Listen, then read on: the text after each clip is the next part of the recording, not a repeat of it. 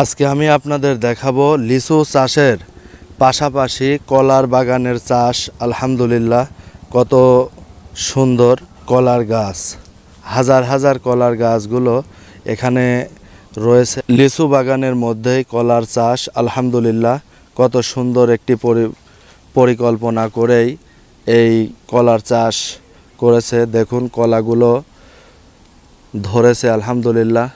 তবে সব গাছে কলা আসেনি, হয়তো লিচুর জন্য কলার বেশি একটা পরিচর্যা করেনি, যার কারণে কলা একটা গাছে খুব বড় বড় হয়েছে। আপনাদেরকে ভিডিওর মধ্যে দেখালাম। দেখুন কলা গাছ কত সুন্দর লাগছে। কলা গাছের এই সৌন্দর্যগুলো দেখতে, কলা গাছের এই সৌন্দর্য কত সুন্দর লাগছে আলহামদুলিল্লাহ। এই লিচু গাছের মধ্যে দেখুন, আপনাদেরকে দেখাচ্ছি কত সুন্দর লিচুগুলো। আবার বাদুড়াও খেয়ে গেছে, পখালিও খেয়েছে। আপনাদেরকে ভিডিওয়ে দেখাচ্ছি। ওই যে লিচু খেয়েছে, লালের মধ্যে সাদা হয়ে আছে। এই যে দেখুন কত সুন্দর পরিবেশ, কত সুন্দরভাবে কলার গাছগুলো লিচু গাছের মধ্যেই রয়েছে। আপনাদেরকে একটু ঘুরে ঘুরে দেখানোর চেষ্টা করছি। অনেকগুলো কলার গাছ, আবার এই যে কলার ছোট ছোট চারা পর্যন্ত হয়েছে অনেকগুলো। কলা গাছের পাশাপাশি এগুলো যাকে বলা হয় লিচু চাষের মধ্যে কলা চাষ। আলহামদুলিল্লাহ, আল্লাহ রাব্বুল আলামিনের রহমতের একটি দৃশ্য।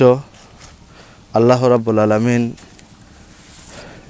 কত সুন্দর বিবেক দিয়েছেন, বুদ্ধি দিয়েছেন মানুষকে, যে আল্লাহ রাব্বুল আলামিন তার বান্দাদের জন্য কত রিজিকের ব্যবস্থা করে রেখেছেন। ঘুরতে ঘুরতে চলে আসলাম এই কলার বাগানের শেষ পর্যায়ে। দেখুন, আপনাদেরকে একটু ঘুরে ফিরে দেখানোর চেষ্টা করছি। বড় বড় কলার, কিছু কলার গাছ আবার দেখুন পড়ে আছে মাটিতে, কারণে কলা কাটার পরেই কলা গাছগুলো কেটে ফেলা হয়েছে। আবার ওই কলার গোড়া থেকে আবার জন্ম নিয়েছে নতুন গাছ। আপনাদেরকে দেখাচ্ছি, কাটা গাছ থেকেই নতুন গাছ গজিয়েছে। আপনাদেরকে দেখানোর একটু চেষ্টা করলাম এতক্ষণ পর্যন্ত। দেখুন কলা কত সুন্দরভাবে ধরে আছে, অনেকগুলো কলা এক কাঁদিতে, অনেক কলা আলহামদুলিল্লাহ।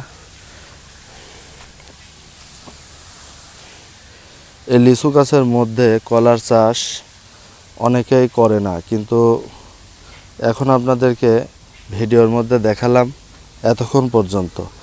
কলার গাছের মধ্যে, লিচু গাছের মধ্যে কলার চাষ, এটি একটি আল্লাহ রাব্বুল আলামিনের অশেষ নেয়ামত, যে কলার গাছের মধ্যে আবার লিচু চাষ। যেটাই বলেন না কেন, আলহামদুলিল্লাহ, আল্লাহ রাব্বুল আলামিনের শুকরিয়া আদায় করে শেষ করা যায় না। কারণ আল্লাহ রাব্বুল আলামিন কত সুন্দর করে সৃষ্টি করেছেন। আল্লাহ রাব্বুল আলামিনের সৃষ্টি দেখলে যেন কলিজা ঠান্ডা হয়ে যায়, কলিজা শীতল হয়ে যায়। কক্সবাজারে আপনি যাবেন, বড় বড় সাগরের ঢেউ দেখবেন, আপনার কলিজা ঠান্ডা হয়ে যাবে।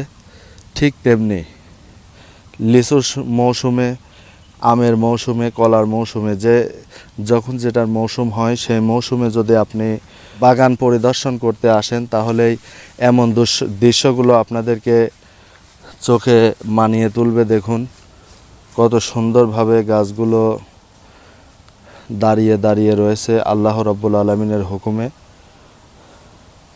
আপনাদেরকে একটু দেখানোর চেষ্টা করছি।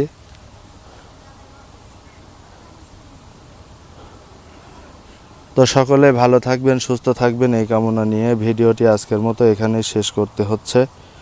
পরবর্তী নতুন কোনো ভিডিও পেতে চ্যানেলটি সাবস্ক্রাইব করে পাশে থাকুন। লাইক, কমেন্ট বেশি বেশি শেয়ার করুন। সকলের দোয়া ও ভালোবাসা কামনা করছি। আসসালামু আলাইকুম ওয়া রাহমাতুল্লাহ।